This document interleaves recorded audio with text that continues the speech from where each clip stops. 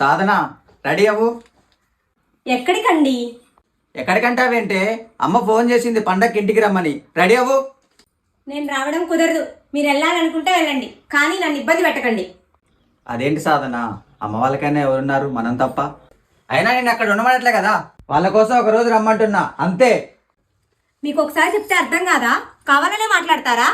అది కాదు సాధన, అందరి ఇళ్లలో కొడుకు కోడలతో ఇల్లు సంతోషంగా ఉంటుంది. కానీ మాకు కొడుకు కోడలున్నా కనీసం మమ్మల్ని చూడటానికి కూడా రాలేదని బాధపడతారు. మీరు ఎన్ని చెప్పినా నేను రానండి. మీ అమ్మతో నేను పనిలేను. వచ్చిన దగ్గర నుంచి ఆ పని చేయి ఈ పని చేయని చంపుతుంది.